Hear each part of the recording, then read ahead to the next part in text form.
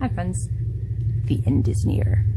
I feel like I need a big black cloak so I can start preaching some fire and brimstone. Actually, I'm not an expert on eschatology, study of the end times, but it's something I've thought about lately, just trying to wrestle with my own reaction to that idea of the end of all things and Jesus coming again, and understand what's the best way to see that. Jesus talks about this in Mark 13. He says, "No one knows about that day or hour, not even the angels in heaven, nor the Son, but only the Father. Be on guard, be alert. You do not know when that time will come." See, I think the danger is when we talk about this, it often turns into trying to predict the time, trying to set up a timeline and say, well, it could be this time or it could be soon.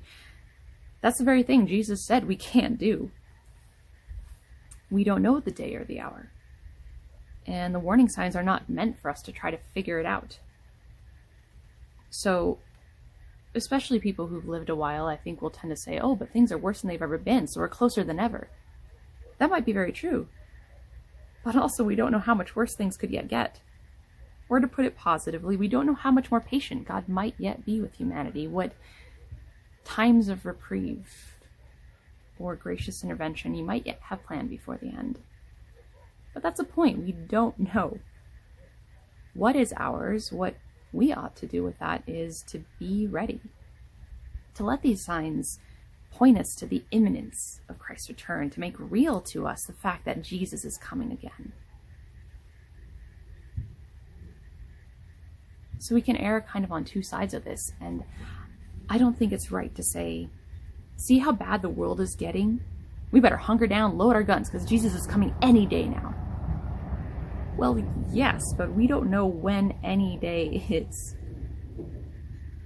You don't know what he might yet have in store for you, what areas he's still looking to cultivate good fruit in you and in this life.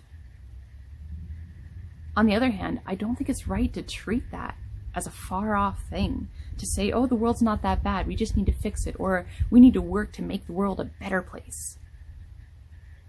We should take to heart the words of Ecclesiastes. Even if we make the world a better place, that doesn't guarantee that the next generation will be better for it.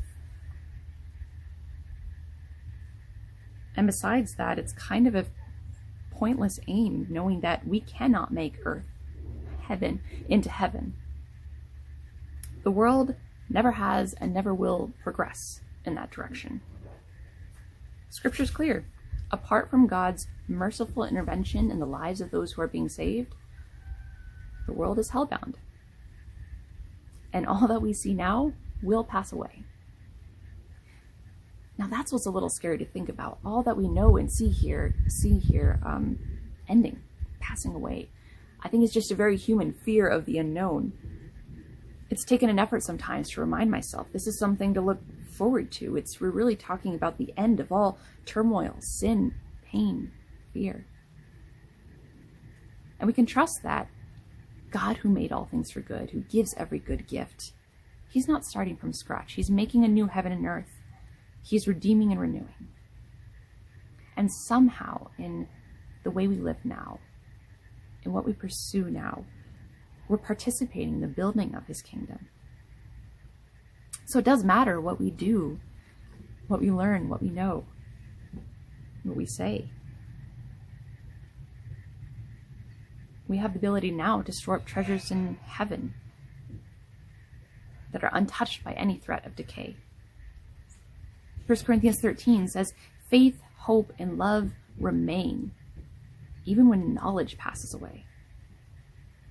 When perfection comes, the imperfect disappears. I think it should just be an encouragement to aim for perfection. Not to justify ourselves or to have something to brag about, but to store up treasure that's imperishable. To pursue and cling to faith, hope, and especially love more than knowledge or prophecy or power or anything we can achieve by our own strength. I think that's the point, to get our priorities in order. Because the Lord will come and will not tarry. He's like Gandalf. He's never late. He arrives precisely when he means to. We don't want to be caught off guard. We don't want to be the watchmen caught sleeping on their watch, or the girls who didn't make it to the party because they forgot to charge their phones. The Lord is coming soon. And soon is a relative term, but the point is, he is coming. And we want to be found ready, not staring up at the sky, waiting for further instructions, not being like the foolish servant in Jesus' story who buried his talent and waited around for his master to return, rather than using his brain, his skill, his time, whether long or short, to invest that talent for his master's benefit. That's the point. We want to be investing in what is imperishable, seeking first the Lord and his kingdom, faithfully leveraging our time, our bodies, our minds, our hearts, our possessions, our relationships, are all for what will bring glory to God. The signs of the times are a reminder that this world is passing away, but we are looking forward to the coming of a kingdom and life that will never pass away. Go in peace, walk in love.